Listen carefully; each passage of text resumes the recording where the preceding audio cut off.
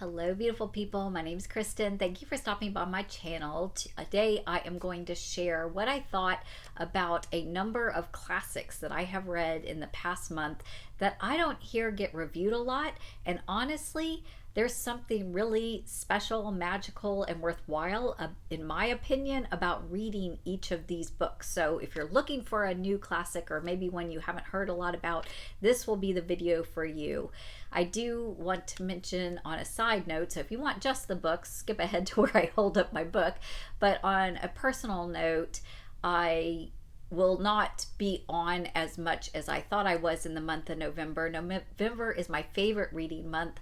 It's nonfiction, and I have so many books that I'm excited to read for that, as well as kind of my favorites that I've been putting off to celebrate my birthday. However, on November 4th, my mother unexpectedly passed away. She had no big health issues. She just was feeling bad one day with a headache she couldn't get rid of, went to urgent care, got some medication, came home to take a nap, and just passed peacefully without any noise or crying out or sharp pains. Her body just gave out. And we're really happy for her in a peaceful passing, but we have been in a lot of shock and grief, and it's increasingly difficult for me to read or definitely to film. And even now, I kind of went heavy on my makeup because I just feel like I don't look my best or think my best or operate my best. So it will be a little while before I have regular videos. However, I am reading some, and I am wanting to be out here in the booktube community, and I appreciate all those who have already lent their support. There are many of you that have kind of crossed over into my real life and sent messages, and I just really appreciate that. So that's what's going on with me, and just as a tribute to my mom, I think this video is kind of perfect to kind of be that video that I dedicate to her memory. She was an English major. She was passionate reader and lifelong educator. She was an ordained pastor in the Presbyterian Church, and she just loved people well. She did not care or have any parameters for people. In fact, she was brilliant at dealing with difficult people. She even had a file, y'all, in her office desk drawer called Difficult People. That was resources and how to act lovingly with difficult people. This is the kind of woman that she was. And she definitely gave me that gift of reading, taking me to the library over and over as a young child. I just owe so much of my bookish love and my lifelong learning to my mother. So thank you, Mother. Rest in peace. And this video is for you. So classics that I have been reading in the past month and just loving. I'm going to start with Mill on the Floss by George Eliot. So this is a pretty decent sized book. I got the opportunity to buddy read this with my friend Sandy at Mrs. Reads a Lot. I think you can let me know in the comments, Sandy, but I think this is one of the 1001 books before you die.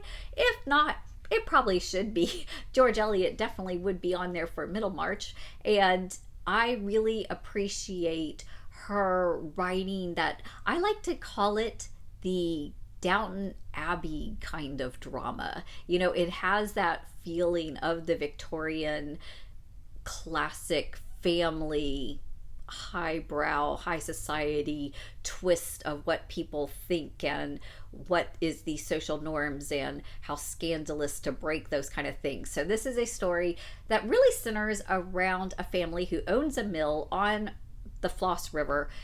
Tom and Maggie are the children. Their relationship is very key and central to the overall story, but the family drama happens where there's plays for the mill, who's going to run, who's going to own, who's going to take care of this. There's romance interests that are involved. There is a lovely character who becomes the roommate of Tom, who has some physical disabilities and how is that dealt with.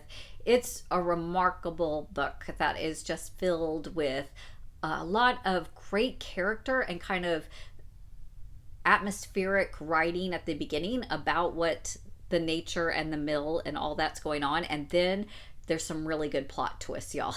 There's some, they don't happen till, kind of the end, and it is a chunker book, but it's worthy. It's worth reading. It's worth reading. Middlemarch is still her best book, but that one was definitely worth reading.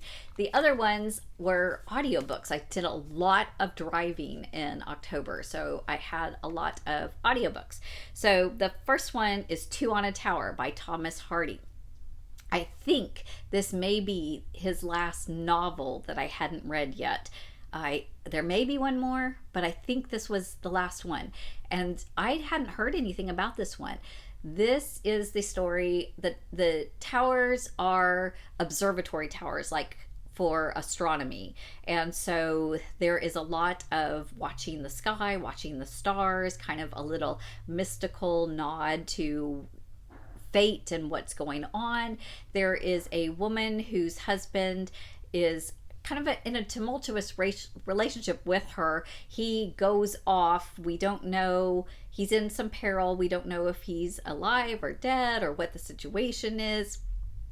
And in the meantime, she is very much drawn to this gentleman who is running the observatory with the stars, and she's very much getting drawn into the interest of this. And he's younger and she's married, but it becomes those kind of twists and turns of, oh, what's going to happen with this and that and the other. And it's true Thomas Hardy fashion, where you think it's going to go somewhere and there's a tragic twist, but it gets also very Thomas Hardy, where it never stays easy.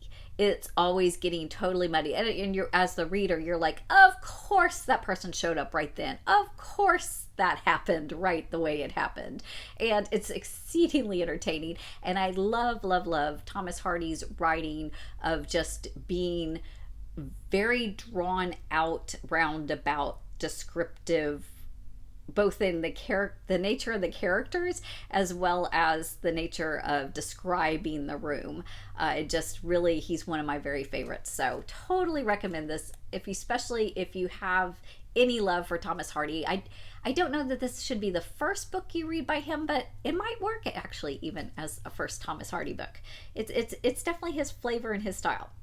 The next one that I listened to was The Bridge of San Luis Rey by Thornton Wilder. Now, this is the same author that wrote Our Town, which I'm really curious. Has anybody seen the new revision of that? I hear it's amazing, and I am a huge fan of Our Town, and I'm really interested in the updated version in New York. So let me know if you know anything personally about that. But this is another book of his, or writing of his. It's a book, short story, that I'd never heard of. And it's a fascinating little story that is a bridge that is in Peru. And it's like one of those old rope wooden plank bridges that has been used for centuries, kind of, ancient Mayans or Incans or whichever tribe it was, put it up. And everybody goes between these mountain cities. And one day the bridge collapses and 5 people are on it and perish. And the monk of this city witnesses this, and he becomes obsessed with this kind of quest of why did it happen then that those 5 people were chosen to be part of the bridge collapse. And he starts extensively interviewing and researching their lives, and who were they and why were they there, and why would God Almighty allow these 5 people to be on the bridge in this way. And so the first chapter tells us all this, and then it goes into a chapter for the people who were on the bridge, and then it comes back to the monk at the end with this kind of philosophical pondering summation and some fairly beautiful conclusions that are often quoted. And it was a really interesting, easy as far as length kind of read, and I'm just really, really pleased to have found it. I just thought that that's a great story. It's not based on a true story. I mean, I'm sure there's bridges that have collapsed, but it's a nice little kind of classic philosophy kind of book. Then I got to listen to A Passage to India by E.M. Forster. So this book, I just thought it was really a great adventure kind of thing to be on. We follow a lot of the history and the characters as they are wrestling with being in India versus the British background, and kind of dealing a little bit politically with the ownership or rights or clash of cultures. It really, really is a great book looking at these clashing cultures and people visiting and trying to understand the heart of India, or the real India, when they have a different background. And I think I really resonated with that, having been to India only once myself, but having that sense of this is such an other culture, and I really want to try to wrap my brain and my heart around it and kind of understand it a little bit and learn it a little bit, because it is so other than what I'm used to. And I think that's a good thing. And so I think this book really speaks to that, and really to the struggle both ways of them trying to communicate and understand, and the miscommunications that happen from that. And it's a really good book. It's a really good classic for that. And then finally I listened to The Swiss Family Robinson by Johan Wyss. And this book, as soon as I started listening to it, I thought to myself, gosh, haven't I read this already? And then I realized almost instantly, it sounds like Robinson Crusoe, right? Family shipwrecked onto an island, no other people around, has to survive, build their lodgings, build their agricultural systems, build their fishing and water and sanitation and everything like that. And it was fascinating because about the time I'm like kind of thinking about this, a couple times the book actually references the Robinson Crusoe story. So obviously this was written after that, but it was inspired in part by it, since it goes into even so much as referencing it. But if you're wanting kind of that adventure, sweet family life story of survival in the wilderness, how are you going to figure these things out, picturing it in your mind along the way, I think there's some places that even recreate this in parks or in adventure parks around the country. So it's fun, it's lighthearted. At the end, it makes some really beautiful decisions about family and decisions and life, and what is the value of these different things, and weighs them out kind of thing, because it takes place over so many years that you have a lot of choices and options as far as what you're going to do with this, what's going to happen when it is discovered, or when there are opportunities to now get off someplace that you have built this life together. So there you have it. There is your series of classics that maybe are lesser talked about. Are there any of them that you have read? Are there any of them that you want to read now? Leave me a comment below. I appreciate you stopping by. I hope you'll like and subscribe if you would like some more of these kind of reviews. I will continue to plug on as I can, reading my nonfiction in November. I know I will not make my entire list anymore, but it's okay. The ones I read, I will come tell you about, and in the meantime, I'll be checking out what you're reading as well. Take care, my friends. Happy reading.